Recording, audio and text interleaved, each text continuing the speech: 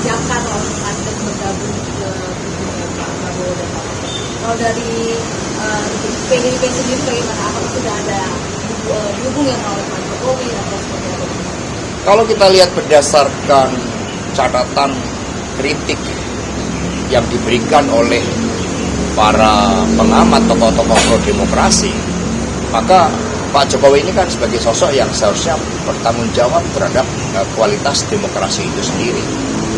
Sehingga ketika di tengah-tengah proses rekapitulasi yang masih berjalan, upaya-upaya yang dipersepsikan menggalang dukungan, itu kan sebenarnya justru bahwa apa yang terjadi selama ini itu tidak benar, sehingga masih diperlukan suatu langkah-langkah konsolidasi seperti itu. Kalau semua proses itu berjalan baik, ya tidak perlu dilakukan suatu proses konsolidasi pasca pemilu, karena semuanya berjalan natural sesuai dengan kehendak rakyat. Tetapi ketika proses konsolidasi justru tetap dilakukan, itu menunjukkan ada question mark yang kemudian harus dijawab bersama-sama bahwa demokrasi kita sedang berada dalam masalah besar.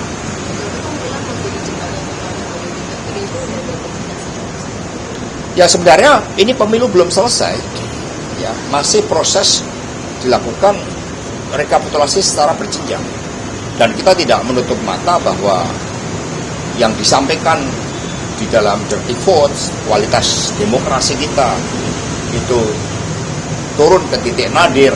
Ini harus menjadi perhatian kita bersama, karena ini menyangkut masalah masa depan kita. Bagaimana proses demokrasi yang dibangun di bawah intervensi kekuasaan yang luar biasa.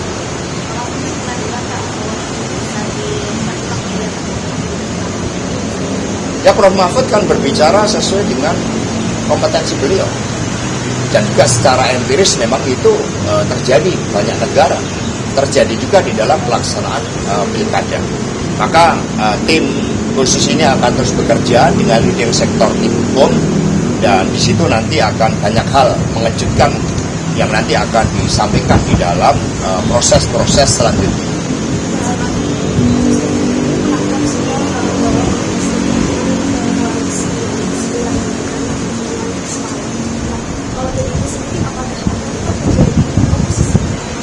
Ya, ini sekali lagi proses kami kan sedang mengawal, ini pemilu belum selesai.